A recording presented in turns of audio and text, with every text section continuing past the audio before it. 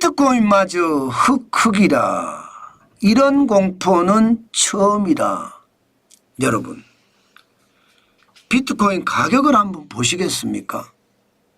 2025년 4월 6일에 비트코인은요 8만이 깨졌습니다. 8만 달러가 깨졌어요.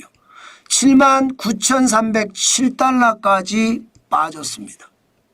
지난 3월 10일에 78,734달러까지 떨어졌잖아요. 그때 이후로 또다시 8만 달러가 깨진 거예요. 트럼프 대통령의 철강에 대한 관세나 알루미늄에 대한 관세나 자동차에 대한 관세 별로 영향을 안 받았거든요. 게다가 심지어 트럼프 대통령의 기본 관세 플러스 상호 관세 때도 비트코인은 오히려 올라갔습니다. 그러던 비트코인이 지금 폭삭 주저앉고 있습니다. 왜 그럴까요? 왜 비트코인이 주저앉을까요? 저는 기본적으로요 투자자들이 돈이 떨어졌다 이렇게 봅니다. 투자자들이 돈이 떨어졌다. 게다가 지금 미국 주가가 계속 주저앉고 있잖아요. 미국 주가 자체가. 미국 주가가 트럼프 대통령의 관세 때문에 완전히 주저앉고 있어요.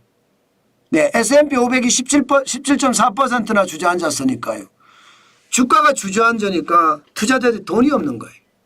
돈이 없는 거예요. 그래서 비트코인에서 많이 벌었으니까 비트코인에서 이게 금값에서 파는 것처럼 비트코인도 익절매를 하는 거죠.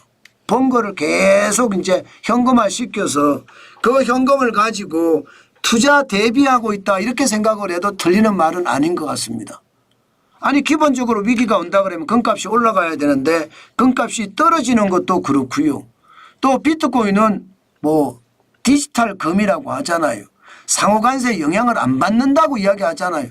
그런데도 말입니다. 비트코인조차 이렇게 왕창 떨어지는 것은요. 결국 말입니다. 익절매라고 해서 이익 실현, 차익 실현을 하는 그런 사람들이 많아지지 않을까. 지금 시장은 그렇게 읽고 있습니다. 그만큼 말입니다. 지금 투자자들이 돈이 그만큼 없다는 거예요. 그러니까 시장에서는 비트코인마저도 시장이 영향을 받고 있구나. 그만큼 시장에 어떤 충격이 있구나. 이렇게 이해해도 저는 틀리는 말이 아니라고 생각합니다. 그럼 우리는 어떻게 해야 될까? 우리는 늘 말입니다. 가상자산에 관심은 가지고 있어야 됩니다. 관심마저 떠나면 절대 안 됩니다.